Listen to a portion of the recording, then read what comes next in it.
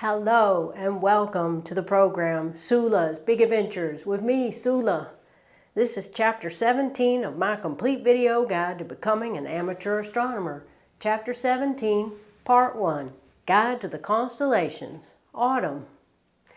Well, what is a constellation? A constellation is just a group of stars that appear to form a pattern in the sky. In ancient times, humans imagined that they could see the outlines of figures in the stars, and they attached the shapes of those figures to mythological heroes, creatures, and objects with their own legends from their respective cultures. And that remains a popular concept of what a constellation is today. But in modern astronomy, a constellation refers to regions of the sky that can include those figures from ancient times, but it covers other areas so that the whole sky is covered. The concept is merely a convenience to help us locate objects in the sky. In reality, most stars in a constellation might be very far apart. Ancient civilizations such as the Babylonians, the Indians, the Greek, the Romans, the Chinese, and the Native Americans first named the constellations, but these people dwelt in the northern hemisphere, and they were only able to name groups of stars that were visible in the northern latitudes. It was not until the Europeans began exploring south of the equator in the 16th century that the new cataloging was done in the southern hemisphere. Dozens of prominent stars, such as Sirius and Polaris, were given names that date back hundreds or even thousands of years, often named by Greek, Roman, and Arabic stargazers. In 1603, German astronomer Johann Bayer instituted a system of assigning Greek letters to the stars, and it consisted of a lowercase Greek letter followed by the possessive form or abbreviation of the name of the constellation. For example, Sirius is in the constellation Canis Major, and it's the alpha star, it's the brightest star, and hence it's named Alpha Canis Majoris. And each star in a constellation is assigned according to its brightness. The brightest star is Alpha, the second brightest is Beta, the third brightest is Gamma, and so on, according to the Greek alphabet. And here's a chart of the Greek alphabet for your easy reference. A few stars have labels from another system, or they're named stars. What you see in the sky is determined by the time of year you're looking, the time of night, your location, your latitude and longitude, and the condition of the atmosphere, and of course, light pollution. But once you go outside, give your eyes plenty of time to adapt to the darkness so that you can see more. And don't look at your phone, because then you'll have to start over. You need at least 15 minutes for your eyes to dark adapt. Use a red flashlight or a red headlamp and start looking for something familiar like the Big Dipper, which most people would recognize, or Cassiopeia. And once you find that constellation, those can point to other constellations for you to look at. There are 88 constellations recognized by the International Astronomical Union, and 54 of those are observable from the northern hemisphere. Since even limiting this to the northern hemisphere would be a lot, I'm going to just discuss the major ones from each season, visible from the northern hemisphere. So maybe 10 to 12 for each season. And since I'm filming this in autumn, I will start with autumn. So after it gets dark, we're going to go outside and we're going to look for probably the most obvious constellation of the autumn, and that would be Cassiopeia. And then we'll go from there. And I'll tell you about the constellations. So when you get outside and you've been outside for 15 minutes without looking at your phone and your eyes are dark adapted. You have your star chart or your planisphere. You have your red headlamp, and take a compass. Don't use your phone. Your phone has a compass, but you don't want to look at your phone. So take a compass, and although a compass is magnetic north, that's okay. If it just looks like a jumble of stars, you just want to get oriented by pointing your compass north. And once it's pointing north, turn your body north.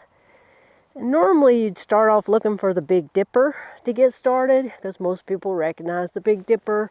But this time of year, the Big Dipper is very low on the horizon, and you might not be able to see it. So it's better in the fall to start off looking for Cassiopeia. And I'll show you how to find her. She's on her side right now, but she's a giant W in the sky. So point your compass north, point your body north, look up high in the sky for a W on its side. And from there, we're going to find Perseus, we're going to find Pegasus, we're going to find Andromeda. And then down below, the ones on the ecliptic that are part of the zodiac are pretty faint, but you can go down from these other much brighter constellations to find the fainter ones. Okay? Cassiopeia. She was known as the queen in Greek mythology, and Cassiopeia was the queen of the ancient kingdom of Ethiopia. And the Romans saw her as a queen, but she was a queen chained to her throne as a punishment for boasting about her daughter, Andromeda, and placed in the heavens to sometimes hang upside down as her punishment. The Arab culture saw the constellation of Cassiopeia very differently. They saw it as a kneeling camel.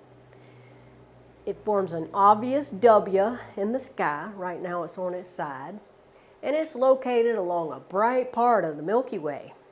Cassiopeia and Cepheus were the parents of Andromeda. And the brightest star in Cassiopeia is Shedar, which is Arabic for the beast.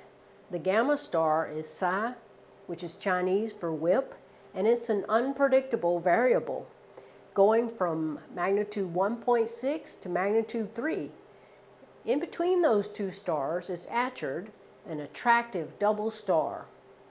Cassiopeia has many clusters and nebulae. It has M52, a binocular open cluster, NGC 7789, known as Caroline's Rose. That's an open cluster discovered by famous German astronomer Caroline Herschel in 1783. Also M103 and two emission nebulae, IC 1848 and IC 1808, known as the Heart and Soul Nebulae, which are favorites among astrophotographers, among other things. So here is the big W in the sky, which is on its side right now in autumn. And that's what we're going to look for first. That is Cassiopeia, the queen. Once you find the big W, go 25 degrees to the right. That's the width between your pinky and your thumb, and up, and you're going to see a gigantic square. And that is the Great Square of Pegasus. Pegasus is the winged horse. The winged horse has been found on ancient tablets from the Euphrates Valley and on Greek coins, minted in the 4th century BC. In Greek mythology, Pegasus was a horse born from sea foam mixed with the blood of the Gorgon Medusa, and when Perseus severed her head. When Pegasus was brought to Mount Helicon, one kick of his hoof caused the spring of the Hippocrene to flow, and it's been a source of inspiration to poets such as John Keats, who mentioned the Hippocrene in his famous poem, Autumn. The constellation is easy to find. It's that gigantic square made by borrowing the Alpha Andromeda star for one of the corners, and it's known as the Great Square of Pegasus. The actual alpha star of Pegasus is Markab in the southwest corner of the Great Square. It's magnitude 2.5, And the beta star is Sheat, and it's a variable, and it's in the horse's upper leg. Pegasus contains one of the brightest and finest globular clusters in the sky, a 6th magnitude, known as M15. It's 4 degrees northwest of Enif, Epsilon Peg. And there's also a 10th magnitude spiral galaxy, NGC 7331, 50 million light years away from Earth. And just a little bit below that is Stephan's Quintet, a faint group of galaxies. It's only a half a degree south of NGC 7331, but it requires a 10-inch or larger telescope to see it clearly. Now let's talk about Andromeda. Andromeda can be found by following Shedar and Cassiopeia right towards the Great Square of Pegasus, and Andromeda is directly in between. Poor thing. She's known as the Chained Princess. She was the daughter of Cepheus and Cassiopeia, as I mentioned, and when they bragged about her being prettier than the daughter of Nereus, the sea god sent the monster, Cetus, to ravage the kingdom of Ethiopia. And to appease the sea god, the oracle recommended to Andromeda's parents that they sacrifice their daughter. And so Cepheus and Cassiopeia had poor Andromeda chained to a rock to be devoured by the sea monster, Cetus. But she was rescued by Perseus, the hero, the slayer of the Gorgons, who swooped down on the winged horse Pegasus and saved her by revealing the hideous head of Medusa to Cetus and turning the monster to stone. The brightest star in Andromeda is Alpha Andromedae, also known as Alpheratz or Syrah, and it marks one of the corners of the Great Square of Pegasus, as I mentioned. Andromeda contains the famous Andromeda Galaxy, M31, 2.5 million light years away, and the most distant object visible to the naked eye from a dark sky site. M31 has 2 companion galaxies, M32 and M110. The latter discovered by famous astronomer Caroline Herschel. It also has NGC 752, an open cluster visible and best seen in binoculars, and also NGC 7662, the blue snowball, a planetary nebula that's a blue-green color and best seen in a 6-inch or larger telescope. Once you find that big W, go about 10 degrees below that, and you should see a big upside down Y. It's also on its side this time of year, and that's Perseus. Now let's talk about Perseus, the hero. Perseus is that upside down Y found below Cassiopeia. In Greek mythology, Perseus, the slayer of Medusa, as I mentioned, rescued Andromeda, their daughter, of Cassiopeia and Cepheus, from the sea monster Cetus. And the constellation Perseus is the radiant for the famous Perseid meteor shower every August. The beta star of Perseus is Algol, the demon star. It's said to be the eye of Medusa. It's an eclipsing binary variable, usually magnitude 2.1, but every 3 days or so it dims to a magnitude of 3.3 for 10 hours, as its companion star passes in front of it. Perseus also lies along the Milky Way, and it's rich in galactic deep sky objects, in particular the famous and beautiful double cluster NGC 869 and NGC 884. It also has the California Nebula NGC 1499 and M76, the Little Dumbbell Nebula, and open cluster M34. Now let's talk about Aries, the ram. It's the second smallest but first of the zodiac. The Greeks, the Babylonians, the Egyptians, and the Persians all called this group of stars a ram. In one version of the legend, the king of Thessaly had two children who were being abused by their stepmother, and so the god Hermes sent a ram with a golden fleece to rescue them.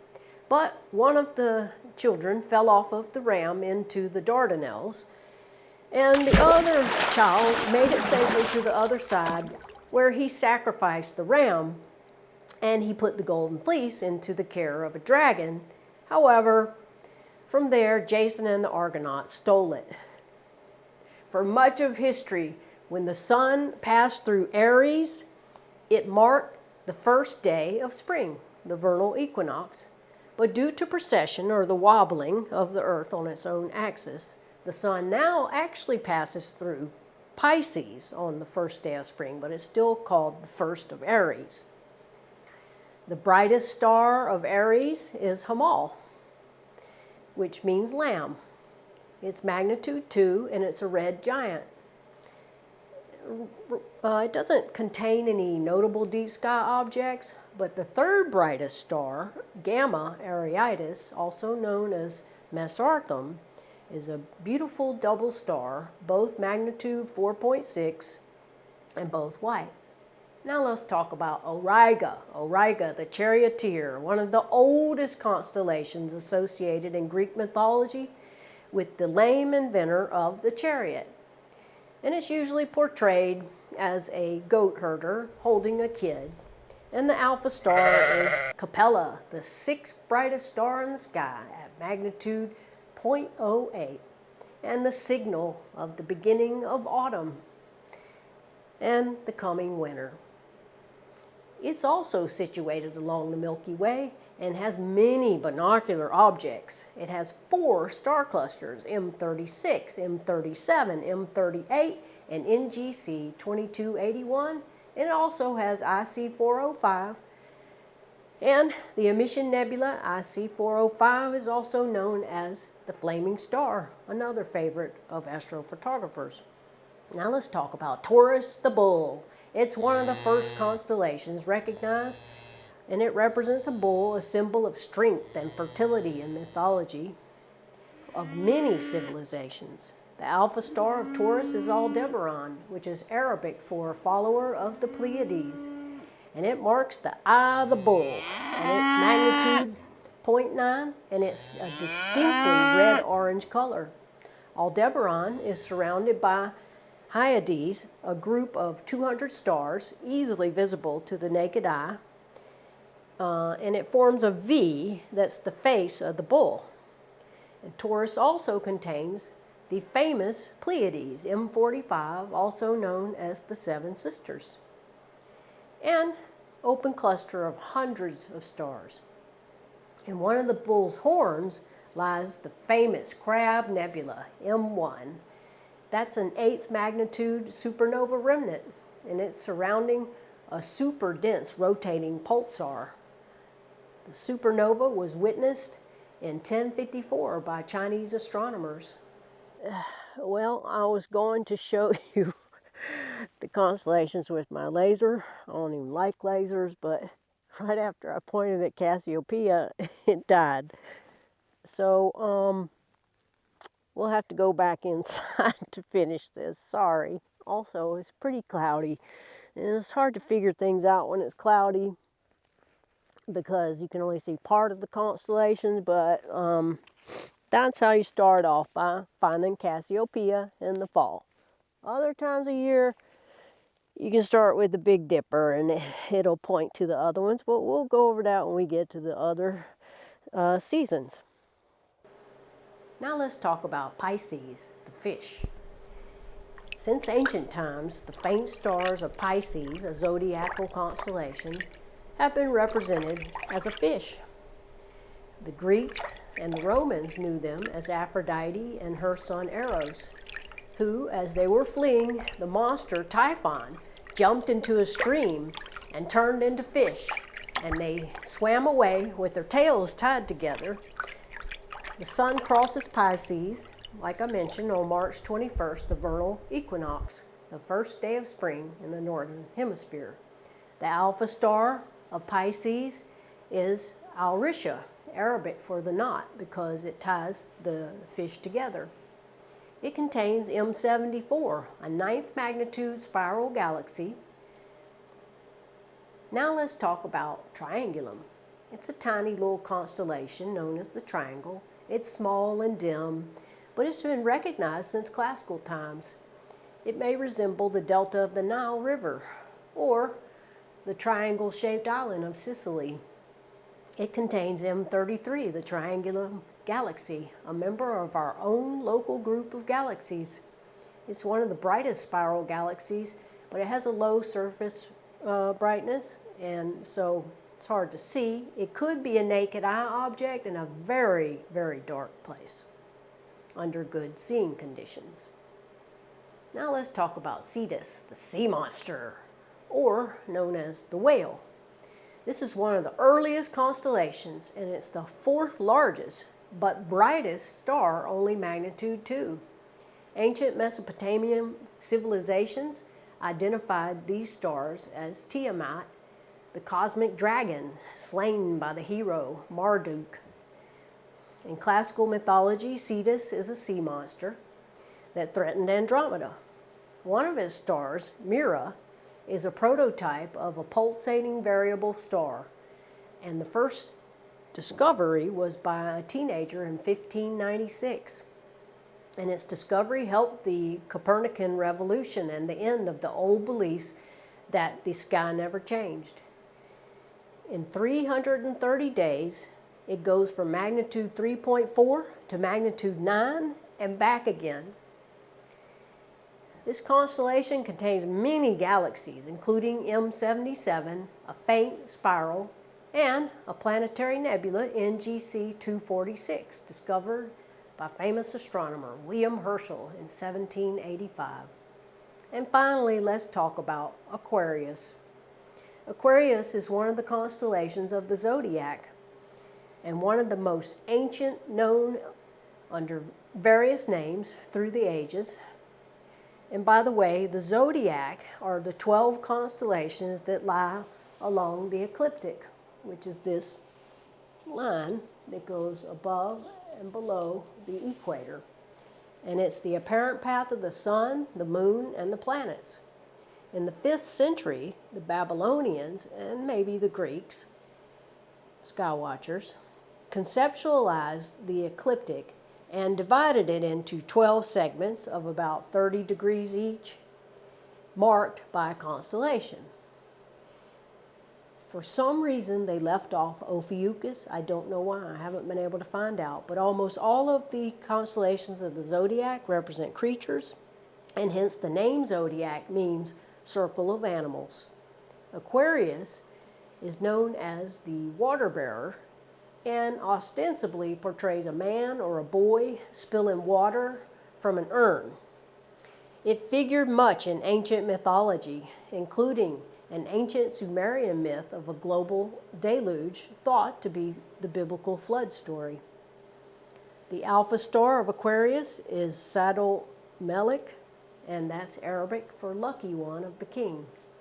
It's almost exactly that star on the celestial equator, and it's magnitude 3, and that's the brightest star of this very dim constellation, which contains a notable globular cluster, M2, 2 planetary nebulae, the well-known Helix Nebula, NGC 7293, and the beautiful Saturn Nebula, NGC 7009. And that's it for the constellations of autumn. I hope you enjoyed it, and I'll be back soon with the constellations of winter. Until then, get out there and enjoy the night sky and look for some constellations. Dark skies forever. Tsula, signing off.